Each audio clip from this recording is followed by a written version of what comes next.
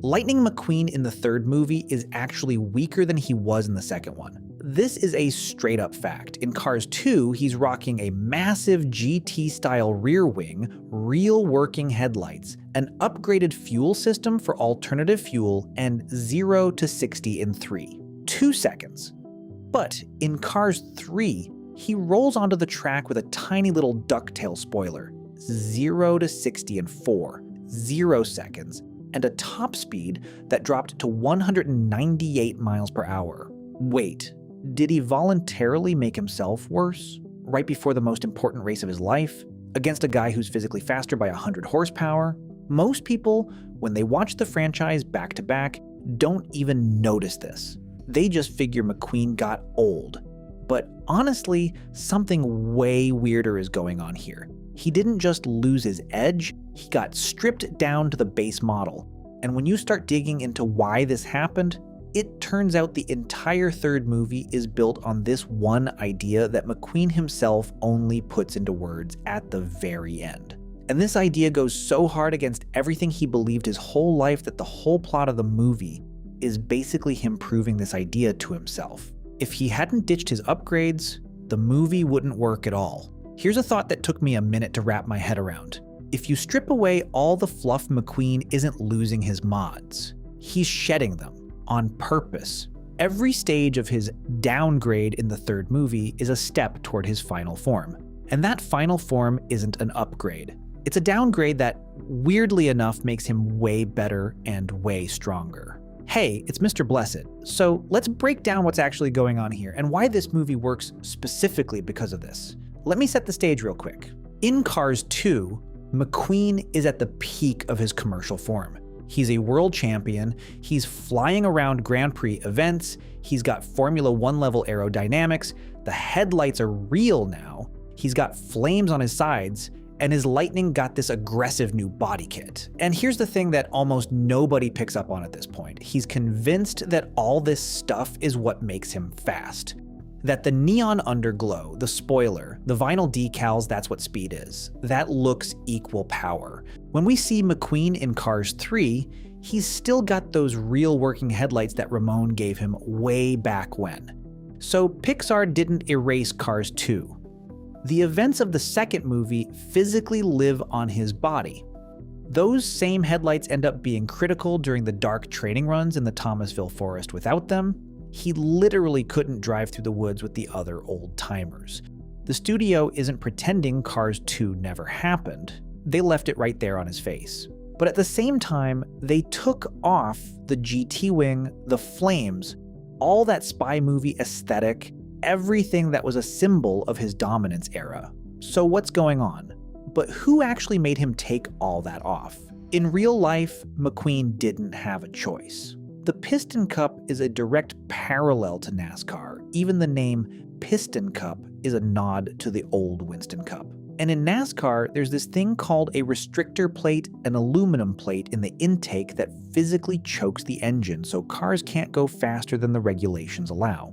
On big banked ovals, a heavy stock car with a GT wing just can't get up to speed.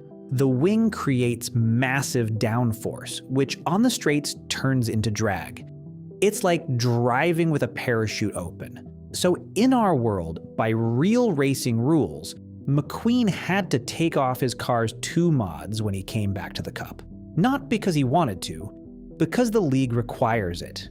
By the way, his working headlights in the Piston Cup are usually banned too. They use decals so glass doesn't shatter onto the track during wrecks.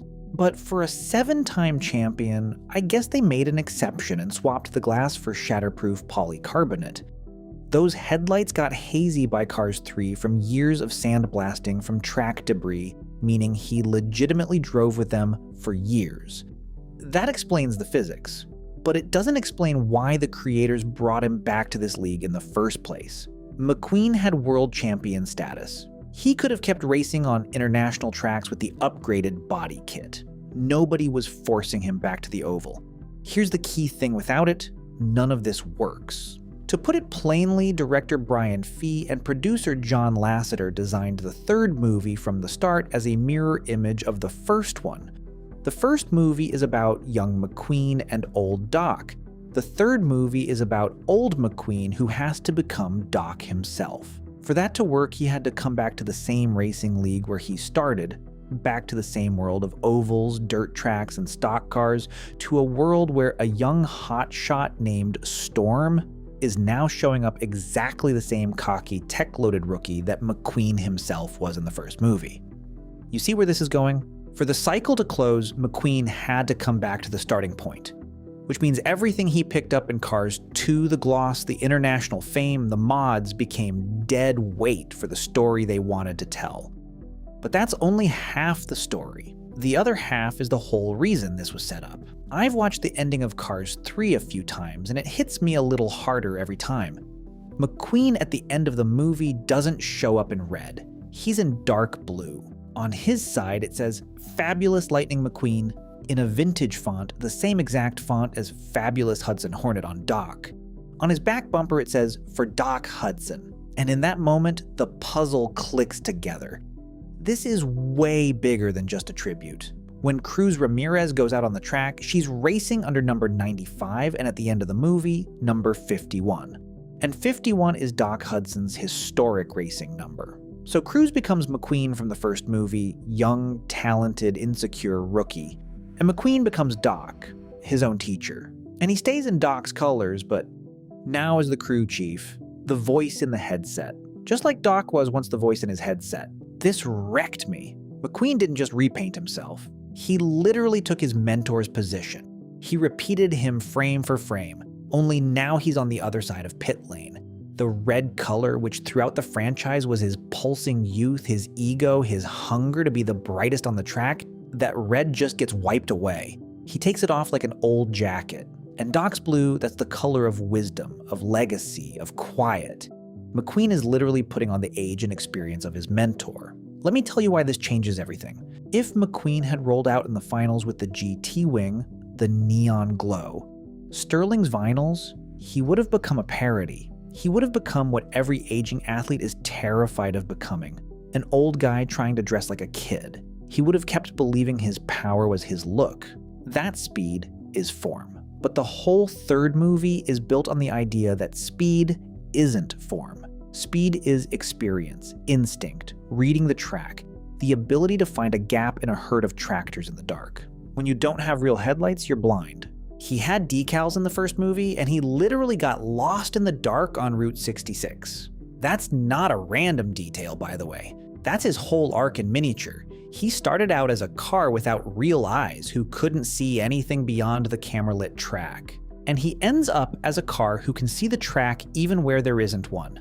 The timeline of how McQueen got his star identity stripped from him plays out like a planned humiliation, and it works in layers. First, he crashes, and that crash mirrors Doc Hudson's 1954 crash frame for frame. Lasseter, by the way, talked about how this scene was made with this raw, realistic texture, unlike the cartoony action of the earlier movies. The viewer hears metal grinding, sees chunks of rubber. So basically, McQueen's crash isn't an accident. It's the script quoting itself. He's repeating his mentor's fate on a physical level. Before he even knows about the blue color, he's already being pushed down the same road Doc walked. McQueen just doesn't see it yet. Now here's the juicy part. He sits in the garage for 4 months. No paint, just gray primer. Just the number 95 on his side. That's a total 0. Only the number reminds him who he is. Gray, no gloss, no reflections. He literally looks like a ghost of himself. Then they put him in a new modern suit in the sterile Rust Ease Racing Center, lit by cold white light. This suit tracks his telemetry and speed, and in it he looks less like a champion and more like a lab rat. There's an awesome visual contrast here. A car who lived his whole life on sunny tracks ends up in a room full of LED screens, racing on virtual simulators. He's a stranger in this world. Then comes the third layer. He goes undercover at the Demolition Derby as Chester Whipplefilter, covered head to toe in brown mud. From 7-time Piston Cup champion to anonymous participant in a smash-up race against a psycho school bus named Miss Fritter. There's nowhere left to fall. And each of these layers isn't humiliation for the sake of humiliation. It's the systematic peeling off of the commercial shell. First, the paint goes, then the professional status, then even the name. Under all of this, something real has to be left. When there's literally nothing left of him, that's when you can start building the new version. There's one detail almost nobody talks about. Cars 3 had alternate endings. They got cut. There was a version called More Than New Paint, where Sterling pulls a dirty move on McQueen minutes before the race, bans him from competing, and forces Cruz to race in his place. McQueen is devastated, and then Tex Dinoco shows up, buys out his contract, and McQueen races in the finals in Dinoco colors. There was another version where he came out in a gray, unfinished, taped-up livery. Imagine how different the movie would have been. If they had forced him out, he would have become a victim of circumstance exactly like Doc was back in the day. If he had repainted himself in Dinoco colors and beaten Storm, the movie would have broken its own logic. Like, can't beat youth, just switch sponsors. That would have been the just try harder recipe. The version where he steps off the track himself and chooses the blue mentor color himself that turns his downgrade into an active, conscious choice. Nobody broke him. He chose it. To me, that's the main reason the movie emotionally works at all. Any other ending would have made him either a victim or a fake.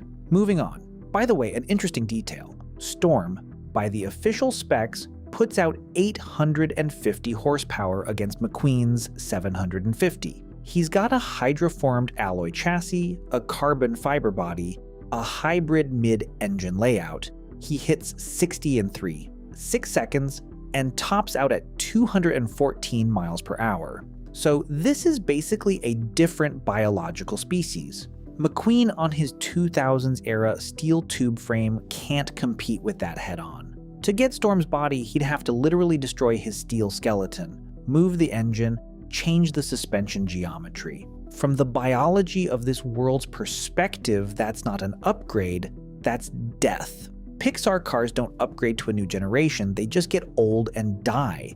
And when he figures this out in the final race, that's the moment he decides to give his spot to Cruz. Not because he broke down, because he finally saw reality. The handoff of the number is its own thing, by the way. McQueen is literally taking off his racer status and passing it on. In a world of living cars, where paint and decals are the equivalent of clothes and identity, giving your starting number to someone else is like passing on your name. And he does it calmly, no drama. Even though by all rights, this should be a catastrophe for him. The entire franchise from the first minute is built on the idea that number 95 is who he is. And when he gives 51 to Cruz, that's basically a symbolic adoption. He's not just handing her a race, he's handing her the whole weight of memory about Doc. It's worth pausing here for a second. Doc Hudson back in the day was thrown out of the sport after an injury and never came back. He went quiet, moved to the middle of nowhere, hid from everyone, and nobody got his experience until McQueen randomly showed up in the first movie. Doc died without finishing what he wanted to do. McQueen in the third movie gets a chance not to repeat that fate, to leave the sport on his own terms. Not broken, passing on everything he knows to someone who can keep it going. To me, that's the main reason the downgrade was unavoidable. If you leave as a star, you take your experience with you to the garage. If you leave as a mentor, you pass it on. Pixar, by the way, didn't cancel the second movie, even though a lot of people think that's what happened. Lasseter publicly defended Cars 2 to the end, even when critics ripped it apart. The animators on the third movie specifically left McQueen's working headlights as proof that the second movie happened. Jeff Gorvette, the racer from the World Grand Prix, has a cameo in the third movie too. So this isn't a retcon, the spy aesthetic just got isolated as Modder's World, and McQueen's story got returned to his home league. The world champion period was needed, so McQueen had somewhere to fall from. Without Cars 2, Cars 3 doesn't work, he wouldn't have had that glossy peak to get knocked off of. Let me pull this all together. McQueen didn't forget how to be fast. He realized that fastness isn't even about him personally. It's about what's left after him. When he rolls out in dark blue in the finals, no Rust-Eze logos, no screaming lightning bolt, with that vintage font and the words, "For Doc Hudson?" That's not him giving up on himself. That's the first time in the whole franchise where he becomes himself, not a brand. Not a champion, not a marketing product. Just a car who knows who he is and who he owes. Every vinyl that came off, every wing that got removed, every horsepower he lost, that was a step toward this moment. To rolling into the finals not as the hero, but as the one who makes the hero. If you take one thing away from this whole story, let it be this one. Sometimes taking everything off is the only way to put something on. That's why he didn't upgrade for the third movie. He couldn't. Any upgrade would have been a step back. And the only step forward he had left was to take off all his armor and stand in the garage next to the one he's handing the wheel to. If this idea scratched at you somewhere, stick with me on the channel. We've got a lot more to break down from this universe, because the deeper you dig, the weirder it all gets.